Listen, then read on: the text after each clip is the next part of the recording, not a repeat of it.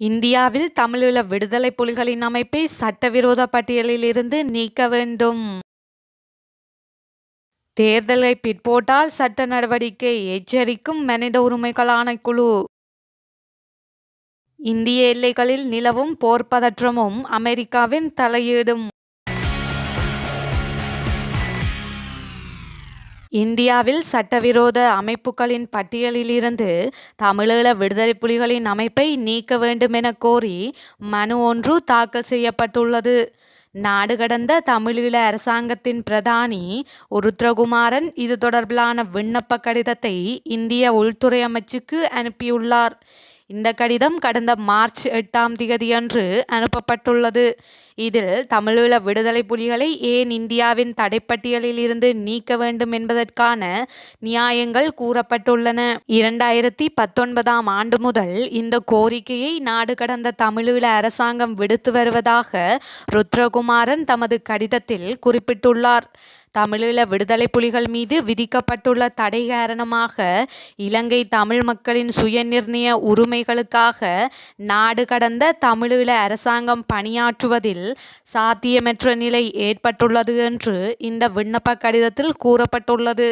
நிபுணரின் அறிவிப்புகளின் அடிப்படையில் தமிழீழ விடுதலை புலிகள் தற்போது எந்தவொரு நிறுவன கட்டமைப்பையும் கொண்டிருக்கவில்லை என்பது இந்த மனுவில் சுட்டிக்காட்டப்பட்டுள்ளது.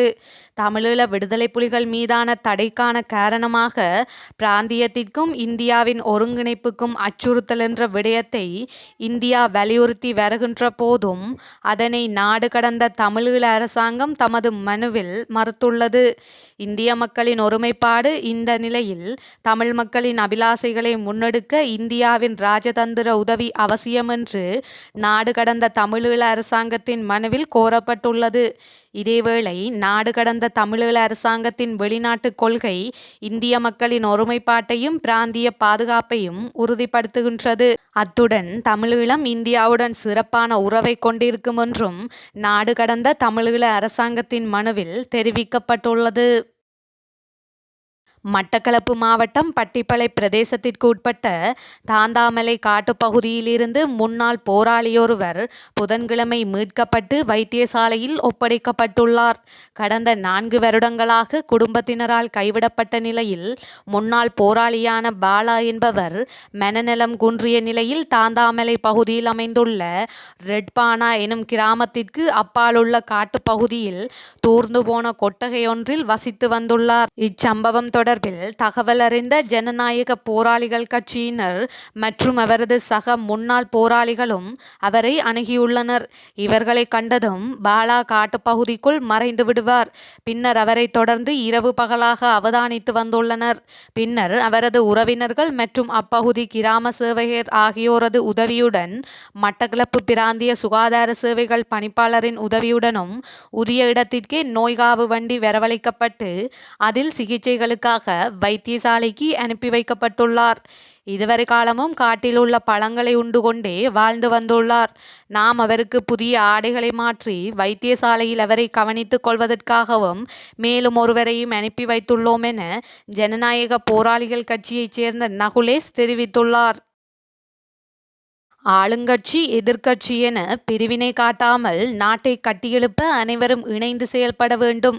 இவ்வாறு ஐக்கிய மக்கள் சக்தியின் நாடாளுமன்ற உறுப்பினர் மயந்த திசாநாயக்க தெரிவித்துள்ளார். ஊடகங்களுக்கு கருத்து வெளியிடும் போதே அவர் மேற்கண்டவாறு தெரிவித்துள்ளார்.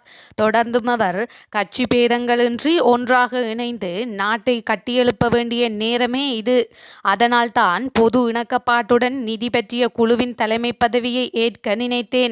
கட்சி விட்டு கட்சி தாவும் எண்ணம் எனக்கு கிடையாது. ரணில் விக்ரமசிங்கவும் சஜித் பிரேமதாசவும் இணைய வேண்டும் என்பதே எனது கனவு. ஜேவிபி ஆட்சிக்கு வருவதை நான் விரும்பவில்லை.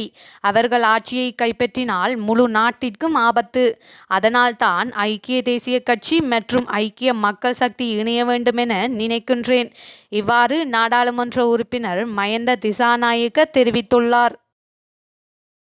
அதிபர் நாட்டின் சர்வ அதிகாரங்களையும் கொண்ட நபராக மாறி மக்களின் வாக்குரிமையை மீறுகின்றார் என எதிர்க்கட்சி தலைவர் சஜித் பிரேமதாச தெரிவித்துள்ளார்.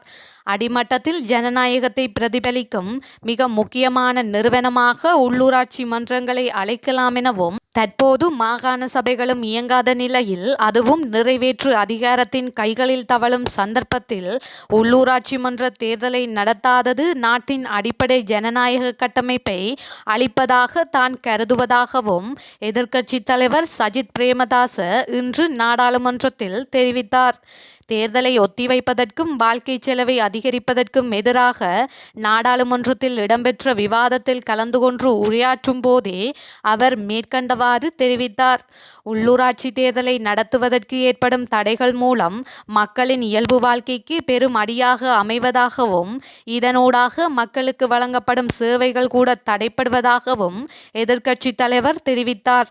நிதியின்மை என காரணம் காட்டி உள்ளூராட்சி மன்ற தேர்தலை சீர்குலைக்கும் தற்போதைய அரசாங்கம் நிதி இல்லை என்று கூறி எதிர்காலத்தில் பொது தேர்தலையும் அதிபர் தேர்தலையும் சீர்குலைக்கலாம் எனவும், அதிபர் நாட்டின் அனைத்து அதிகாரங்களையும் கொண்ட நபராக மாறி மக்களின் வாக்குரிமையை கூட மீறி வருவதாகவும் எதிர்க்கட்சித் தலைவர் தெரிவித்தார். இலங்கை மக்களின் ஜனநாயக உரிமைகளை மீறும் வகையில் தேர்தலை ஒத்திவைத்தால் அதற்கெதிராக சட்ட நடவடிக்கை எடுக்கப்படும். இவ்வாறு இலங்கை மனித உரிமைகள் ஆணைக்குழு தெரிவித்துள்ளது. தேர்தல் என்பது அனைத்து மக்களினதும் அடிப்படை ஜனநாயக உரிமையாகும். அதனை மீறி செயல்படுவதை ஒருபோதும் அனுமதிக்க முடியாது. நேற்றைய தினம் மனித உரிமைகள் ஆணையாளர் கலாநிதி விஜித நாணயக்கார கண்டியில் வைத்து இதனை தெரிவித்துள்ளார். வவுனியா குட்செட் வீதியில் ஒரு குடும்பத்தைச் சேர்ந்த 4 சடலங்களாக நேற்று முன்தினம் காலை மீட்கப்பட்டிருந்த நிலையில், அதற்கு முதல் நாள் இரவு அந்த வீட்டுக்கு ஹயஸ் வாகனம் ஒன்று வந்து சென்றுள்ளமை காவல்துறை விசாரணைகளில் தெரியவந்துள்ளது. அந்த வாகனத்தில் வந்தவர்கள் யார் என்பது தெரியாத நிலையில் அது தொடர்பாக காவல்துறையினரால் விசாரணைகள் ஆரம்பிக்கப்பட்டுள்ளன.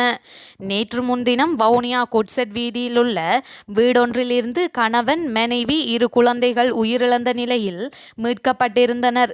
கணவர் தூக்கில் தொங்கிய நிலையிலும், மனைவியும் 2 பெண் குழந்தைகளும் உறங்கிய நிலையிலும் உயிரிழந்து காணப்பட்டனர். உடல்கள் மீட்கப்பட்டு உடற்கூற்று பரிசோதனைக்காக வவுனியா பொது மருத்துவமனையில் ஒப்படைக்கப்பட்டுள்ளது. நேற்று சுகாதாரத்துறையினரால் பணிப்புறக்கணிப்பு போராட்டம் முன்னெடுக்கப்பட்டிருந்த நிலையில் உடற்கூற்று பரிசோதனை தாமதமாகியிருந்தது. அதேவேளை காவல்துறை விசாரணையில் குடும்பத்தினர் சடலங்களாக மீட்கப்பட்ட தினத்துக்கு முதல் நாள் இரவு அந்த வீட்டுக்கு ஹயஸ் ரக வாகனம் ஒன்று வந்து சென்றுள்ளமை கண்டறியப்பட்டுள்ளது. அதே நேரம் முதல் நாள் மாலை மனைவி கடையில் ஐஸ்கிரீம் வாங்கி சென்றிருந்த நிலையில் வீட்டில் அந்த ஐஸ்கிரீம் கண்டறியப்படவில்லை. இந்த விடயங்கள் தொடர்பாக காவல்துறையினர் தீவிர விசாரணைகளை ஆரம்பித்துள்ளனர். மனைவி மற்றும் குழந்தைகளின் கழுத்துகள் நெரிக்கப்பட்ட அடையாளங்கள் காணப்பட்டிருந்த நிலையில் கொலை என்ற கோணத்தில் விசாரணைகளை ஏற்கனவே தீவிரப்படுத்தப்பட்டிருந்தன. இரத்த மாதிரிகள், சிறுநீர் மாதிரிகள், இறப்பையில் இருந்த உணவு மாதிரிகள் மேலதிக பரிசோதனைக்காக கொழும்புக்கு அனுப்பப்பட்டுள்ளன என்றும், முதற்கட்ட பரிசோதனைகளின் அடிப்படையில் மனைவி, குழந்தைகள் உடல்களில் நஞ்சு மாதிரிகள் எவையும் கண்டறியப்படவில்லை என்றும் அறிய முடிகின்றது. குழந்தைகள் கொலை செய்யப்பட்டுள்ளன என்றும், மனைவி கொலை செய்யப்பட்டிருக்கலாம் என்றும் மருத்துவர்கள் கருதுகின்றனர். இந்திய மற்றும் பாகிஸ்தானிடையே போர் அபாயம் நிலவுவதாக எச்சரிக்கை விடுக்கப்பட்டுள்ளது. குறித்த எச்சரிக்கை அமெரிக்காவின் தேசிய புலனாய்வு இயக்குநரக அலுவலகத்தினால் 2023ஆம் ஆண்டுக்கான வருடாந்த ஆய்வு அறிக்கையில் வெளியிடப்பட்டுள்ளது. காஷ்மீரில் தொடரும் வன்முறை மற்றும் அமைதியற்ற சூழல், இரு பக்கத்திலும் அதிகரித்து வரும் பதற்றங்களால் நாடுகளிடையே போர் ஏற்படும் ஆபத்து காணப்படுவதாக இந்த அறிக்கையில் குறிப்பிடப்பட்டுள்ளது.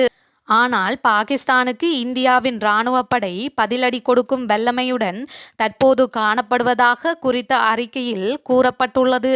கிழக்கு லடாக் எல்லை பகுதியில் படைகளை குவித்து இந்தியாவிற்கு எதிரான ஆக்கிரமிப்பினை அதிகரிக்கும் சீனா தொடர்பிலும் இதில் தெரிவிக்கப்பட்டுள்ளது. இரு நாடுகளுக்கும் இடையில் இருதரப்பு பேச்சுவார்த்தைகளின் ஊடாக எல்லை விவகாரத்தில் தீர்வு காணப்பட்டாலும் எல்லை பகுதியில் தொடர்ந்தும் பதற்ற நிலை நிலவுகின்றது. இது இரு நாடுகளுக்கும் இடையிலான உறவினை மேலும் பாதிக்கும் சூழலை உருவாக்குகின்றது. அணுசக்தி நாடுகளான இந்தியாவும் சீனாவும் தமது எல்லைகளில் படைகளை குவித்து வருவது மேலும் பதற்றத்தை தோற்றுவிப்பதாக சொல்லப்படுகின்றது. இது தொடர்ந்தால் அமெரிக்காவின் உதவி கோரப்பட்டு அமெரிக்காவை தலையிட அழைக்க வேண்டி ஏற்படும் எனவும் குறித்த அறிக்கையில் சுட்டிக்காட்டப்பட்டுள்ளது. சீனா, ரஷ்யா, வடகொரியா மற்றும் ஈரான் போன்ற நாடுகள் வருங்காலங்களில் அமெரிக்காவிற்கு அச்சுறுத்தலாக அமையலாம் எனவும் சொல்லப்படுகின்றது.